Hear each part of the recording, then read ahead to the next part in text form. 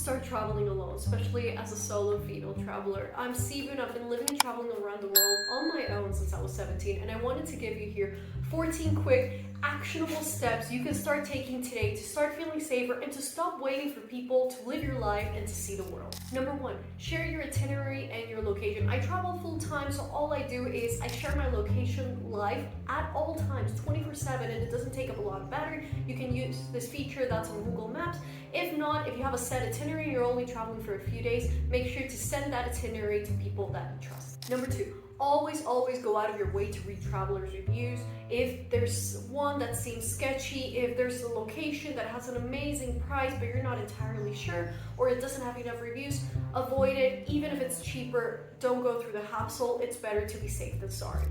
Number 3, ask locals where to go. Nobody knows better how to move around the city than people who actually live in it. Just walk up to the lobby, the host of your Airbnb, wherever you might be at, and ask for directions or ask for recommendations. Where to go, what to do, and what to avoid. Number 4, blend in. Don't wear expensive jewelry. Make sure to look up what to wear. If there are a lot of travelers in the area, it's okay if you don't blend in, but if there aren't, the best thing to do is to blend in with the locals as much as possible. Number 5, always keep your valuables behind.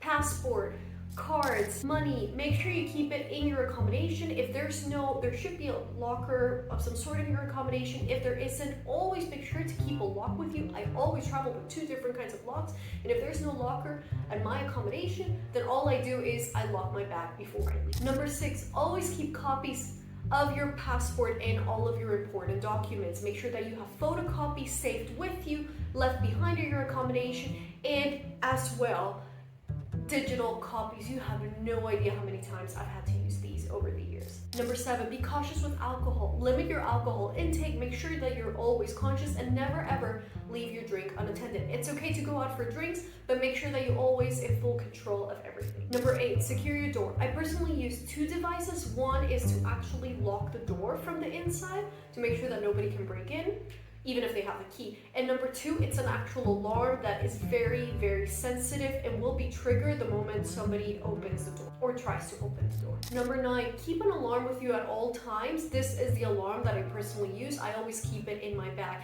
And it's very important to have an alarm because all you need is a few seconds to be able to warn others around you that there's something wrong or to be able to run away if needed. Number 10, wear a ring. I personally hate this one, but if it makes you feel more comfortable, make sure to wear a ring with you. I have a very inexpensive ring that I keep with me, and I wear it every now and then if I want to make sure that nobody approaches me. The reason why I do this is because it gives people the feeling that even if you're alone, people will believe that there's always someone waiting for you, that there's always someone keeping track of where you're doing and where. Number 11, lie. Lie about having a +1 with you, lie about having local friends. This one really depends on the situation, but you want to make sure that you don't let people know that you're alone. So even when I'm making a booking, sometimes depending on the location, I might actually just add a +1, even if the +1 never shows up. That means that I'll be checking in and I'll be letting them know that my +1 missed their flight and they'll be coming in the next day,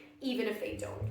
And I might end up paying a little bit extra, but that's something I'm completely fine with, just to make sure that I let people know that I'm not alone. Number 12, if you're on social media, you should never ever post on real time. I'm here at this beautiful house right now, but you're not going to get to hear anything about it until I've actually left this location. Number 13, trust your gut. Money can be earned back. Your safety in a lifetime of trauma cannot. If you have to walk away from a place because you're not feeling safe or comfortable, please go ahead and do so. I haven't done this very often, but I have a few times, and I do not in any way regret it. So please trust your gut.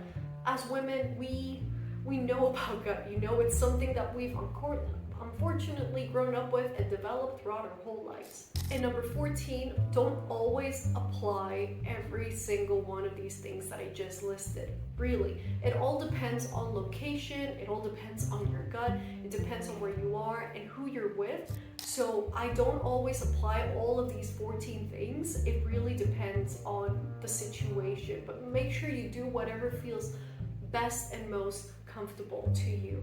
Like I said, I've been living and traveling around the world since I was 17. I've had absolutely nothing happen to me. I've had a few close calls, but I feel like that's just the way that's just the world that we live in as women. I don't think it has anything to do with me being a traveler. Something else that I want to remind people is that it's never your fault whether or not you apply these 14 tips, 20 tips, 30, 50. It doesn't really matter. I hate to be giving out these tips. I wish I lived in a world where I didn't have to give out these tips, but I do.